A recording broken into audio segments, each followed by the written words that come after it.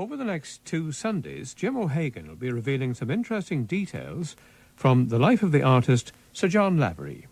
John Lavery was born on the 6th of March 1856 in North Queen Street in Belfast. He was an orphan at the age of 3, his father Henry having drowned on a trip to America where he had hoped to prosper. In fact, he had hoped to bring his family out. His father was a wine and spirit merchant. Further tragedy struck the young John when 3 or 4 months after the father died, his mother died as well. So, John was farmed out to Moira, where he was referred as the poor wee orphan. He wasn't very good at school, and at the age of 10 he was sent over to another relative in Scotland to Saltcoats. There he stayed for a few years until he fled to Glasgow round about the age of 14. Here he tried to become a young recruit to the British Army. He tried actually and worked for a while as a railway worker, and he was really poverty-stricken. In fact, he tells the story himself in his book, which he wrote late in life, called The Autobiography of a Painter, that he had to sleep on park benches at times. So little money did he have. He also tells the story of having to sleep in rather dirty lodging houses where he would spend 4d old pence per night, having to share a bed. He came back rather disillusioned to Saltcoats and back eventually to Moira, where he worked for a few years as a labourer. However, he got itchy feet and back he went to Scotland again. This would be around about the time he was 16 or 17. He went back to Ayrshire, and there he saw an advert in the Glasgow Herald, "Smart boy required as artist's apprentice." Now, the only thing he said in these early years he felt he was good at was art. He was very keen on sketching people. The artist concerned was J.B. McNair of 11 West Hill Street. He spent 3 years with McNair as a retoucher of photographs, and at night he went to the Haldane School of Art in the city. He was paid £10 per year for this. After about 3 years, being an ambitious young fellow, he opened his own studio in a tenement building. Also around about this time, he painted his first picture. This was on the death of Chatterton, and to get money for the picture, because no one would buy it, he raffled it at 2 and 6 a time, and he acquired about £8 or £9 out of the raffle. He also fell in love with the landlady's daughter of the house he stayed in, and he entitled this picture, "'Tis better to have loved and lost than never to have loved at all." And very ambitiously he sent it off to the Royal Scottish Academy and put £100 price tag on it. Now, not unnaturally, it was rejected. However, an ill wind blew him a bit of good in the sense that his own studio was burnt out and he received £300 compensation. Another fellow student tried actually to do this, burnt out his own studio, and asked the loss adjuster, who had also worked for Lavery, what he would get for the studio being burnt out. And the loss adjuster said, "I think you'll get about 6 months imprisonment." However, John at this time was still, he was struggling on, but he wasn't really achieving very much. So with the £300 that he got from the compensation, he took himself off to London and to the Heatherley School of Art there. He was there for 12 months. Again, he got a few commissions, but generally speaking, he wanted to go to the mecca of the art world at that time, Paris, which he did. He went to the Salon there, and he came on to the tutelage of a famous artist called Bastien Lepage. He was always very fond of Lepage. He stayed under his tutelage for 3 years. And there he began to acquire something of a reputation as an artist. He never forgot one bit of advice which Lepage gave him about art in general. or about trying to sketch and get action into pictures. He said Lepage told him, just look once at a scene and try to remember it in your memory. There'll be something about it which will attract you, and that will last for you, and persevere at this, and you will acquire the art of doing that. And Lavery never forgot that, being the great action picture man that he was. He returned after his time in Paris to Glasgow, and he had his first real success when he painted The Tennis Party in 1884. Some critics at the time thought this was a rather vulgar picture, but it's difficult today to see anything vulgar about it, although it was generally well acclaimed. And then in 1888 he got his first real break because he was commissioned to paint Queen Victoria on a state visit to Glasgow. He had to sit behind a curtain with his easel and his paints and sketch the scene as she visited Glasgow. And then he had to go down to London to finish the painting. And he tells in his book how difficult it was to arrange this, because the Queen was never in any form of giving any kind of personal interviews to people. So he arranged it anyhow, and he eventually brought the portrait down to Her Majesty, and she thought the head was far too big. But as well as that, in the commissioning of that work, he had to paint more than 200 heads of people as well. One was Sir William Thomson, who later became Lord Kelvin. These would have been people who attended the ceremony. He got £600 for that, which would have been quite a lot of money in that era, in Victorian times.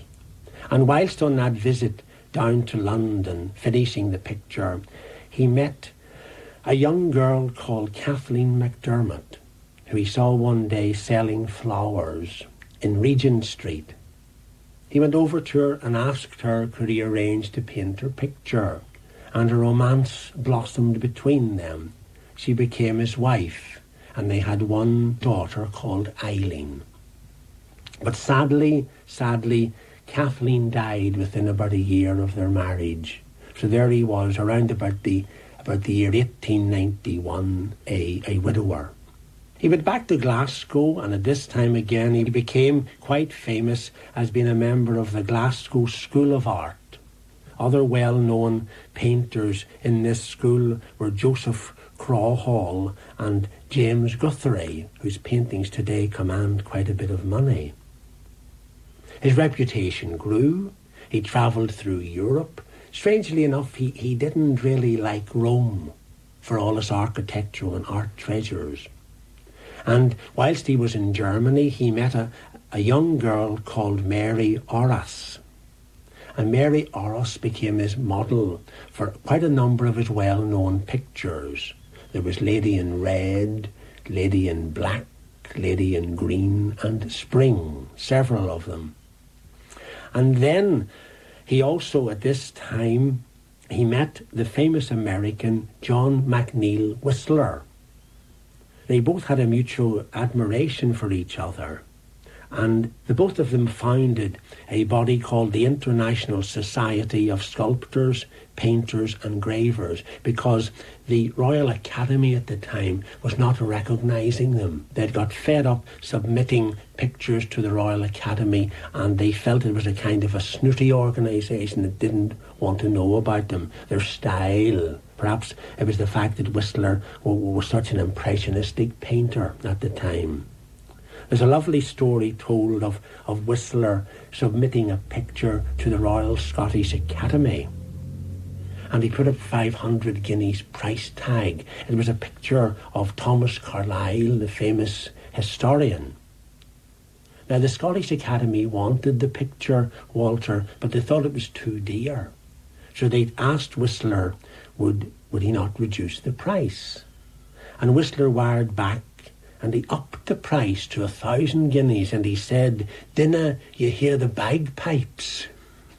However, at that stage, they were in a position where they could more or less ask what they wanted for a picture, the both of them.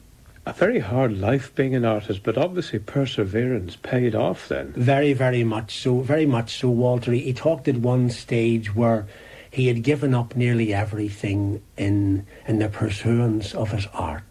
He said you had to become very, very single-minded, even to the point, he admits in his autobiography that he neglected his wife. Though his wife died of TB, he neglected her and it was left to an old friend to look after the poor girl. But then in 1904, he met his second wife, the lady who was to be his second wife. This was a lady called Hazel Martin, spelt with a Y. Hazel Martin was born in Chicago in 1880. And she was born of quite rich parents. Her father died early, when she was young, and the mother took her off on a tour of Europe. And how she met Lavery was like this. Lavery had gone to Brittany in France to paint a companion picture called Summer. He was invited there by a fellow artist called J. Milner Kite. Now, Kite had had a commission to paint Hazel from her mother. Her mother was a very socially conscious person, and she wanted Hazel to become connected to well-known people. And Kite got into difficulties with the picture, so he asked Lavery to finish it for him, and a romance blossomed between the two. The trouble was that Lavery was, round about this time, Lavery was 48 years of age and she was 24. And the mother didn't really trust Lavery. You know, the idea that she thought he might have been a man battening on to young girls as models, etc. And even Lavery himself wondered what the attraction of Hazel was for him. For he said that Hazel said that he reminded her of Harry Lauder. But be that as it may, they were both mutually attracted to each other, but the mother was not having any kind of romance. And she wired to a fellow in America, a fellow called Edward Trudeau, who had been keen on Hazel before they left for Europe. So Trudeau upped and came by the first available boat, and he got down on his knees and he proposed. Now, his father was a famous doctor who had treated Edward Louis Stevenson for TB in Samoa. And young Edward was a doctor as well. So the mother packed the daughter off to America with Trudeau, and they got married. And they had a young daughter called Alice. But Trudeau died just 4 months after the marriage. In fact, he died before the child was born. So you may feel in some way that that's Lavery thwarted the first time, and that now the path would be rosy for them in some way or other to resume their relationship again. But no, the mother stepped in again and got another man for Hazel, this time a man called Marshall. And they had a marriage arranged again. This would have gone on from 1904 to about 1908, 1909. John petitioning her, would you marry me? No, I can't. My mother won't let me. And then this man, Marshall, coming on the scene. But for some reason, the marriage was called off the night before. Marshall got cold feet. He may not, in fact, have liked. The mother may have been very domineering and very, very bossy. So he pulled out. And again, they thought the way was clear. But it wasn't again. She still wouldn't give her consent to the daughter being married. But then in 1909, she died. The mother died. And the way now was clear. And all through those years, I must say, Walter, Lavery has a kind of stoicism about him. There's letters extant about this in a book by Sinead O'Toole, which she wrote a few years ago, simply called Hazel. And we see Lavery being a kind, considerate man towards Hazel. He's never pushing her too much. Again, is what you said earlier there about perseverance. He's so absorbed with his art that really, although he likes Hazel and wants to marry her, his art predominates, if you like, you see. Eventually, however, with the mother dead, they married in 1910 at Brompton Oratory, in the famous Oratory Church in Kensington. And they set up house in Kensington at number 5 Cromwell Place, a place that was their house and his studio until she died in 1935. The rich and famous came to Lavery at this stage. It seemed to be in an age where everyone had wanted to have their portraits painted. King George V, who it was said that he felt Lavery was the best painter there was on the scene at the time, had his family's portrait painted in 1913, and that, I think, still in the National Portrait Gallery. Lavery painted people like Asquith, Winston Churchill, F.E. Smith, George Bernard Shaw. Everyone came to the house. It was a kind of an open house, and Hazel revelled in this idea. She was a fine artist, apparently, herself. She was a fine artist, but nothing to compare with him. But she was the perfect hostess, you see, to this. And then, when World War I broke out, Lavery tried to enlist in the British Army. But they wouldn't let him into the army because they didn't feel that his health was good enough. They formed a regiment called, I think it was the Artist Rifles, group of artists, and tried to petition the British government to let them join, you see, the army. And when they used to parade in the streets, and people would say, "Are they German prisoners?" They were so bad, their gait was so bad, they didn't look like soldiers at all. And one of Lavery's doctors said to him, he said, "Sir, keep to your paint pot, because you're serving the war better by your paint pot than by holding a rifle." He never got to the front. He was very much mocked in the streets. And though during the First World War, he again was called upon to paint several important pictures. For instance, he painted the appeal trial of Roger Casement, again behind a screen at the side of the dock. This is fascinating today, someone painting a scene, like this. Yes, they wouldn't have allowed photography, but an artist could sit there. Yeah, that's right, right. And then he also painted the surrender of the German fleet. He pulled strings there to get that picture because he was so well in it. It was said he knew Buckingham Palace better than any other artist did. He was in and out all the time, and eventually he was knighted in 1918. That's where the Sir John bit comes in. Around about this time too, in the latter stages of the First World War, Hazel had become very, very Irish Ireland. Lavery said that the Ireland she thought about was something of her own imagination. It didn't really exist. She had this lovely idea, the idea of... Romantic? Yes, romantic idea, like a quiet man idea, the film by John Wayne.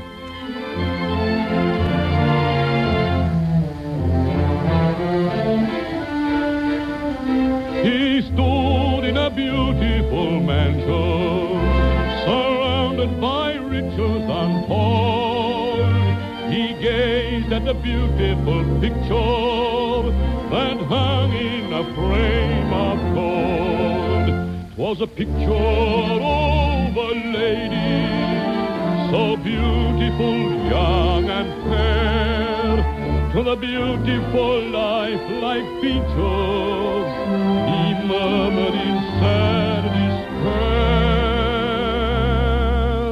If those lips could only speak, if those eyes could only see, if those beautiful golden tresses were there in reality, could I only take your hand as I did when you took my name, but it's only a beautiful picture in a beautiful golden frame.